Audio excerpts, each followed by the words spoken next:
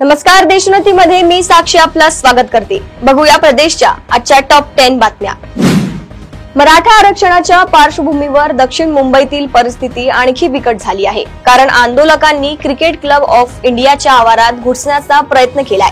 सीसीआयने याबाबत अधिकृत निवेदन जारी केले आहे, ज्यामध्ये दावा केला आहे की सुरक्षा रक्षक आंदोलकांना आवारात प्रवेश करण्यापासून रोखण्यासाठी सर्वतोपरी प्रयत्न करत आहेत आणि त्यांनी क्लबचे प्रवेशद्वार बंद केले आहेत। समाज माध्यमावर मराठा आंदोलनाचे नेते मनोज जरांगे पाटील यांची एक चित्रफीत व्हायरल झाली आहे।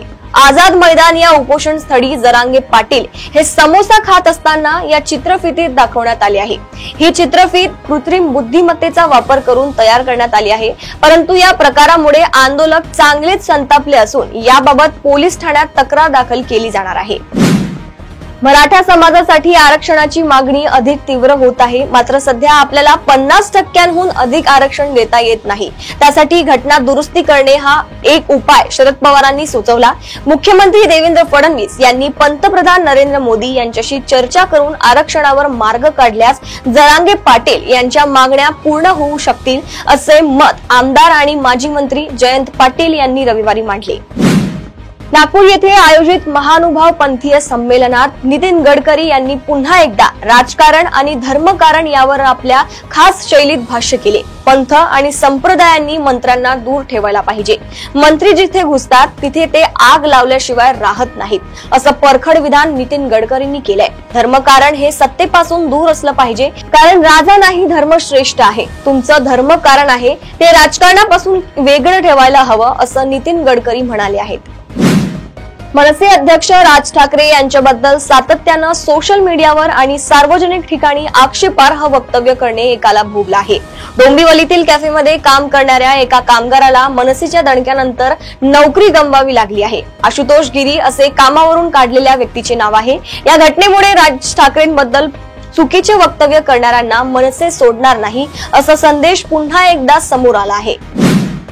गणपती उत्सव आणि महालक्ष्मी गौरींचा उत्सव हा महाराष्ट्रातील एका महत्त्वाचा धार्मिक व सांस्कृतिक पर्व आहे। या काळात गौराईच्या स्थापनेसाठी लागणाऱ्या गौराईच्या हातांची मोठी मागणी असते। ही गरज लक्षात घेऊन बीड जिल्ह्यातील ब्रह्मनाथ येणम येथील महिलांनी आपल्या बचत गटाच्या माध्यमातून गौराईच्या हातांच्या निर्मितीचा व्यवसाय सुरू केला आहे। यातून या महिलांना केवळ आर्थिक लाभच नाही, तर सामाजिक सदृढतेची आणि एकत्रित काम करण्याची महत्त्वाची शिकवणही मिळाली आहे। वाढत्या प्रदूषणामुळे इलेक्ट्रिक वाहनांचा वापर वाढावा, यासाठी राज्य सरकारने मुंबई पुणे द्रुतगती महामार्ग, मुंबई नागपूर समृद्धी महामार्ग आणि अटल सेतू येथून प्रवास करणाऱ्या इलेक्ट्रिक प्रवासी वाहनांना पूर्ण टोल माफीचा निर्णय घेतला आहे। त्यामुळे पुणे मुंबई द्रुतगती महामार्गावरून जाणाऱ्या इलेक्ट्रिक वाहनांना फायदा होणार आहे। गणपती बाप्पाच्या दर्शनासाठी घरी गेलेल्या रागातून रोहा तालुक्यातल्या आदिवासी कुटुंबातील 5 जणांना मारहाण करण्यात आलाय। या प्रकरणी मुरुड पोलिसांनी गुन्हा दाखल करून 9 जणांना अटक केली आहे।